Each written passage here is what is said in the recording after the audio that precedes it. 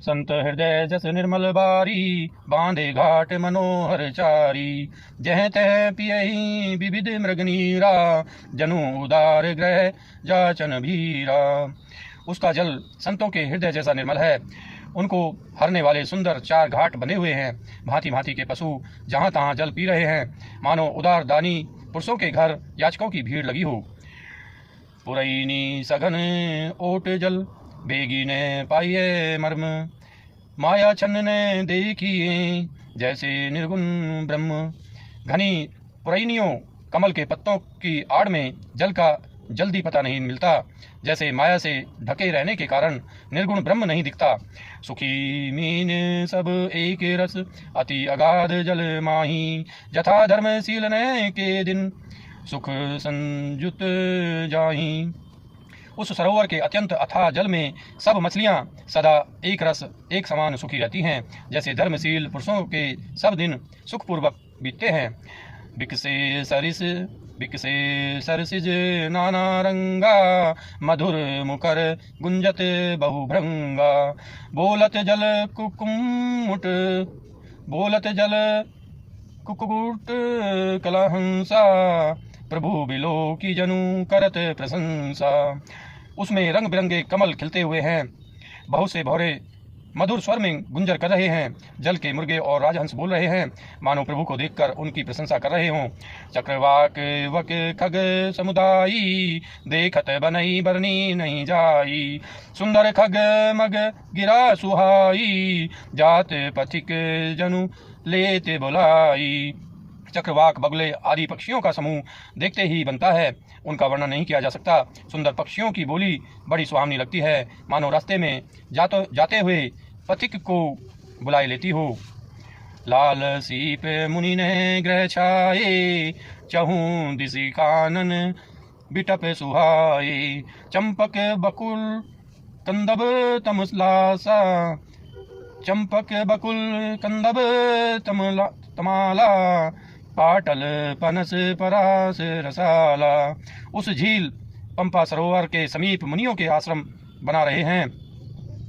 उसके चारों ओर वन के सुंदर वृक्ष हैं, चंपा, मैलसिरी, कदम्ब, तमाल, पाटल, कटहल, ढाक और आम आदि। नव पल्लव कुसुमित तरुणाना, चंचरी के पटली कर गाना। शीतल मंद सुगंध सुभाऊ, संतत बही मनोहर भाऊ। बहुत प्रकार के वृक्ष नए नए पत्तों और सुगंधित पुष्पों से युक्त हैं, जिन पर भौरों के समूह गुंजार कर रहे हैं। स्वभाव से ही शीतल मंद सुगंधित एवं मन को हरने वाली हवा सदा बहती रहती है। कुहू कुहू कोकिल धुनि करही, सुनी रब सरस ध्यान मुनि टरही। कोयलें कुहू कुहू का शब्द कर रही हैं, उनकी रसीली बोली सुनकर मुनियों का भी ध्यान टूट जाता है। फल भारन नमी बिटप सब, रहे भूमि नियराई। पर उपकारी पुरुष जिमी, नबहि संस्पति पाई। फलों के बोझ से झुक झुक कर सारे वृक्ष पृथ्वी के पास आ रहे हैं, जैसे परोपकारी पुरुष बड़ी संपत्ति पाकर विनय से झुक जाते हैं। देखी राम अति रुचिरे तलावा, मज्जनु की न परम सुख पावा। देखी सुंदर तरुवर छाया, बैठे अनुज सहित रघुराया। श्री राम जी ने अत्यंत सुंदर तालाब देखकर स्नान किया और परम सुख पाया। एक सुंदर उत्तम वृक्ष की छाया देखकर श्री रघुनाथ जी छोटे भाई लक्ष्मण जी सहित बैठ गए। तह पुनि सकल देव मुनि आए, स्तुति करी निज धाम सिधाए। बैठे परम प्रसन्न कृपाला, कहते अनुज सन कथा रस रसाला। फिर वहां सब देवता और मुनि आए और स्तुति करके अपने अपने धाम को चले गए। कृपालु श्री राम जी परम प्रसन्न बैठे हुए छोटे भाई लक्ष्मण जी से रसीली कथाएं कह रहे हैं। ब्रहवंत भगवंत ही देखी, नारद मन भा सोच विशेषी। मोर साप करी अंगीकारा, सहत राम नाना दुख भारा। भगवान को वह युक्त देखकर नारद जी के मन में विशेष रूप से सोच हुआ। उन्होंने विचार किया कि मेरे ही साप को स्वीकार करके श्री राम जी नाना प्रकार के दुखों का भार सह रहे हैं, दुख उठा रहे हैं। ऐसे प्रभु ही बिलो कहूँ जाई, पुनि न बिनी अस अवसरु आई। यह बिचारी नारद कर बीना, गए जहाँ प्रभु सुख आसीना। ऐसे भक्त वत्सल प्रभु को जाकर देखूं, फिर ऐसा अवसर न बन आवेगा। यह विचार कर नारद जी हाथ में वीणा लिए हुए वहां गए जहाँ प्रभु सुखपूर्वक बैठे हुए थे। गावत रामचरित मृदुबानी, प्रेम सहित बहुभांति बखानी। करत दंडवत लिए उठाई, राखे बहुत बार उरलाई। वे कोमल वाणी से प्रेम के साथ बहुत प्रकार से बखान कर रामचरित का गान करते हुए चले आ रहे थे। दंडवत करते देखकर श्री रामचंद्र जी ने नारद जी को उठा लिया और बहुत देर तक हृदय से लगाए रखा। स्वागत पूछी निकट बैठारे, लक्ष्मण सादर चरण पखारे। फिर स्वागत कुशल पूछकर पास बैठा लिया। लक्ष्मण जी ने आदर के साथ उनके चरण धोए। नाना विधि विनती करी प्रभु, प्रसन्न जिए जानी। नारद बोले बचन तब, जोरी सरोरु है पानी।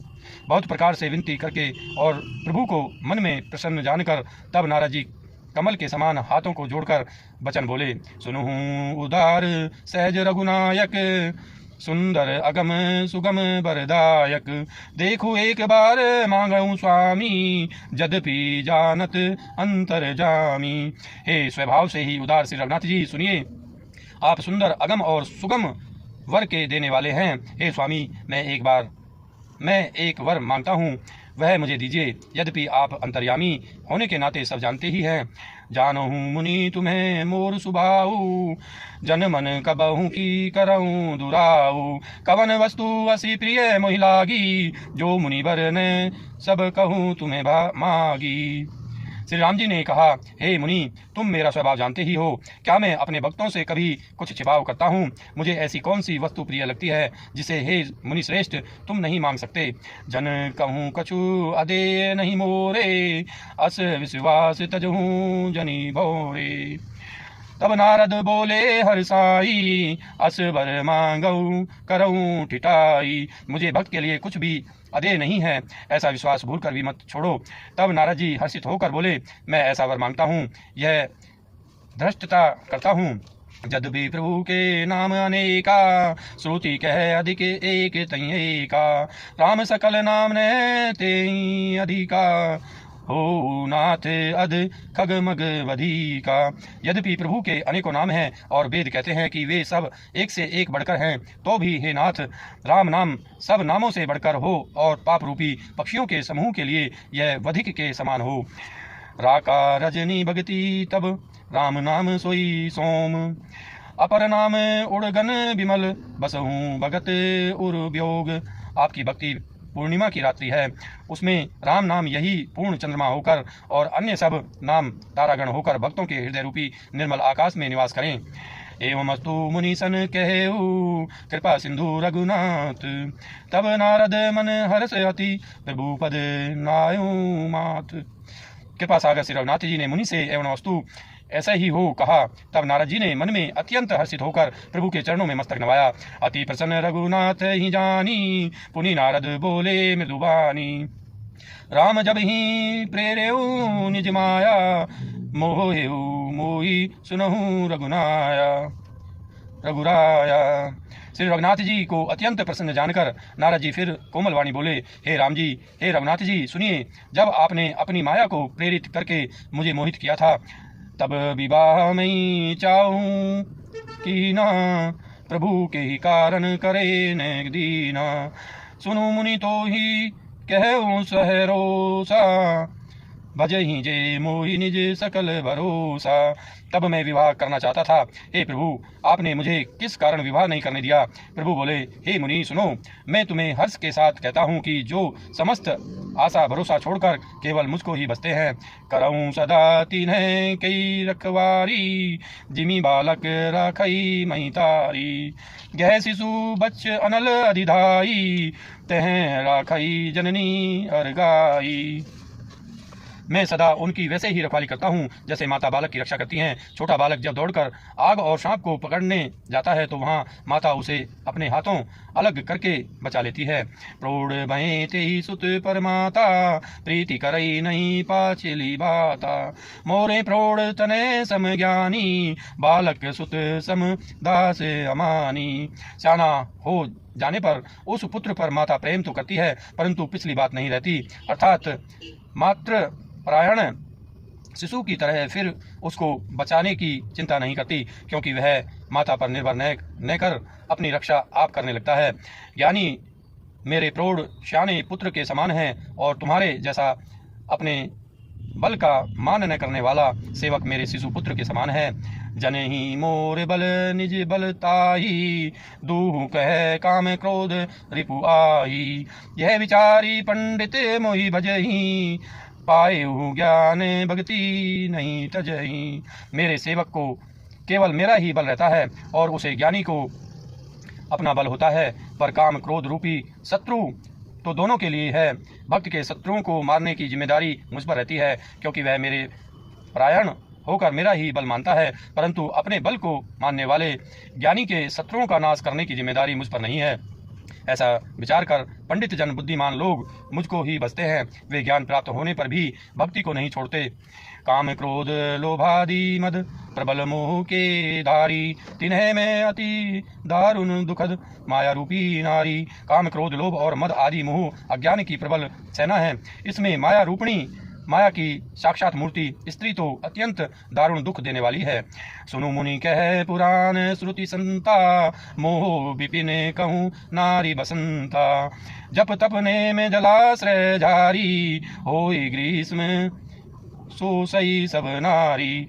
हे मुनि सुनो, पुराण वेद और संत कहते हैं कि मोह रूपी वन को विकसित करने के लिए स्त्री बसंत ऋतु के समान है। जब तप नियम रूपी संपूर्ण जल के स्थानों को स्त्री ग्रीष्म रूप होकर सर्वथा सोख लेती है।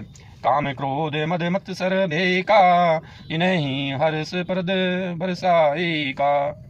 दुर्वसना कुमुद समुदायी, तीन कह सरद सदा सुखदाई। काम क्रोध मद और मत्सर डाहा आदि मेढक हैं, उनको वर्षा ऋतु होकर हर्ष प्रदान करने वाली एकमात्र यही स्त्री है। बुरी वासनाएं कुमुदों के समूह हैं, उनको सदैव सुख देने वाली यह शरद ऋतु है। दोस्तों उम्मीद करता हूँ ये वीडियो आपको पसंद आई होगी। अगर ये वीडियो आपको पसंद आई है इसको लाइक कीजिए, हमारे चैनल को सब्सक्राइब कीजिए। मिलते हैं अगली वीडियो के साथ, तब तक के लिए आप स्वस्थ रहिए, मस्त रहिए। धन्यवाद दोस्तों, जय हिंद।